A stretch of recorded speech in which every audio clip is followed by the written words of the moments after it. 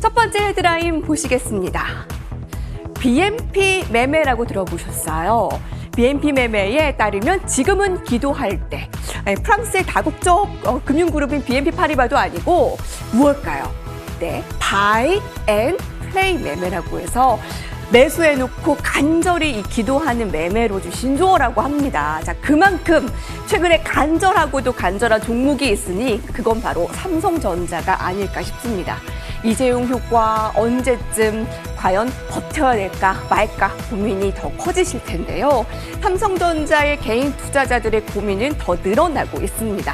종가 기준으로 4흘 연속 연중 최저가를 나타내고 있습니다. PC 등 수요 둔화, 거기에 디램 가격 하락 전망까지 반도체 시장의 흑빛 전망이 계속되고 있습니다. 재고 증가나 반도체 가격의 하락, 이 과거와 비교를 봤을 때 지금이 너무 과도한 우려는 아니냐라는 목소리도 있는데요. 자, 4흘 연속 연중 최저가면 빠질 만큼 빠진 걸까요? 자, 이번 주에 반등을 시도하게 될까요? 구체적으로 잠시 후 알아보겠습니다.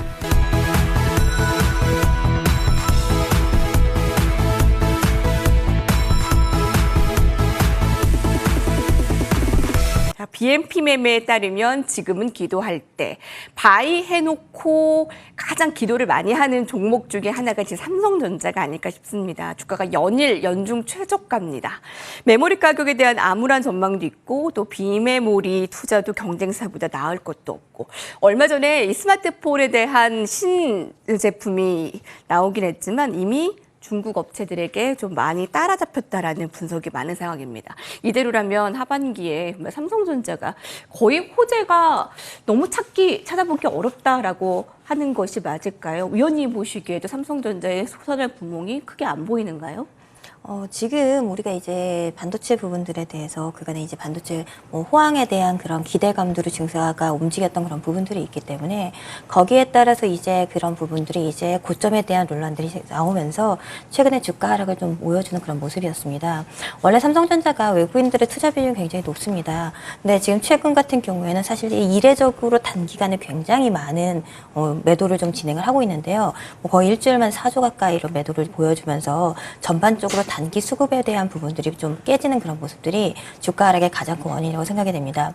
말씀하신 것처럼 이제 반도체 이제 슈퍼사이클이라는 그런 기대감에서 이제는 고점에 대한 논란에 대한 이야기들이 최근에 나오고 있는데요. 사실 저는 이 같은 우려감들은 사실 굉장히 뭐랄까 좀 과도한 부분이 아닌가라고 생각을 하고 있습니다. 실질적으로 우리가 PC 메모리 쪽 같은 경우에는 수요가 좀 감소를 하는 그런 측면이지만 오히려 모바일 쪽 같은 경우에는 계속해서 증가를 하고 있는 모습이고요. 우리나라 이 세계 반도체 시장에서 이 메모리 시장 같은 경우 27% 정도밖에 차지하지 않습니다. 그보단 시스템 반도체가 이 2배가 넘는 73%를 차지하고 있는데요. 특히나 이번에 바이든 행정부에서 그 1조 이상의 인프라 투자를 좀 진행을 하면서 그 중에서 전기차에 대한 부분들을 굉장히 강조를 하고 있습니다. 2030년까지 미국의 신차의 50%를 전기차로 친환경차로 대체를 하겠다는 행정명령에 서명을 한 상황이고요. 그렇기 때문에 거기에 따른 투자와 함께 우리가 비메모리 시장에 대한 부분들이 강화가 될 거라고 생각이 됩니다.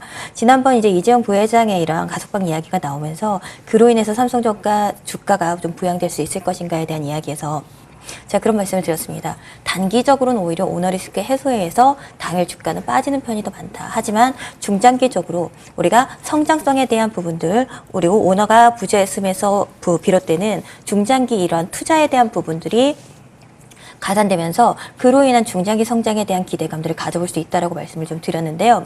지금 시점에서 놓고 보신다라고 한다 그러면 지금 이제 이 우리나라 같은 경우에도 메모리 반도체 시장 같은 경우는 어느 정도 포화 시장이다라고 보고 있는데 제가 지속적으로 강조를 드리고 있지만 2019년부터 삼성전자에서 대규모 투자를 했던 그런 부분들의 비메모리 반도체에 대한 투자 부분들 이제는 성과가 어느 정도 가시화가 될 수 있는 부분이라고 생각이 되고 여기서 이제 이 오너 부재에 대한 해소로 인해서 다시 한번 추가적인 이제 그때부터 진행됐던 투자나 일단락이 난 상황에서 추가적인 재투자에 대한 부분들에 대한 결정이 필요한 사항인데요.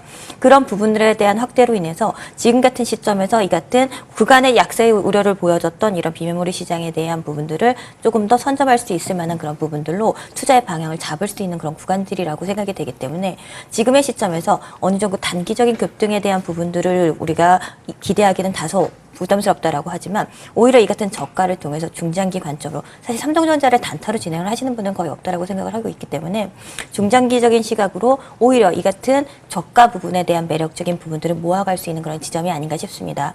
특히 이제 최근에 실질적으로 사실 제가 오늘 삼성전자 같은 경우에는 이야기를 좀 하고 싶은 게 굉장히 많은 분들이 관심이 있을 거라고 생각이 돼요. 우리나라 성인의 10%가 삼성전자 주주라는 이야기가 있는데요. 그만큼 국민전자가 되면서 전반적인 관심이 많을 거다라고 보고 있는데요. 실질적으로 시간에 대한 부분들은 지금도 여전히 최근에 그 같은 비중을 축소했다라고 하더라도 여전히 52%가 넘는 외국인 투자 비중을 가지고 있기 때문에 당분간 외국인 수급들이 돌아오지 않는다라고 한다면 그로 인해서 지지부진한 주가 움직임들은 좀 더 이어질 수가 있습니다. 하지만 일정 가격 조정은 어느 정도 나왔다라고 생각이 되고요. 말씀드린 것처럼 중장기 성장성을 가지고 이제 저평가 영역에 근접한 구간이기 때문에 매수 관점 접근하시는 건 좋지만 앞서 앵커님께서 말씀하신 것처럼 지금 우리 B2라고 하는 신용 잔고가 사상 최대치를 경신을 하고 있습니다. 그 중에서 가장 많은 비중을 담은 게 바로 삼성전자와 하이닉스인데요.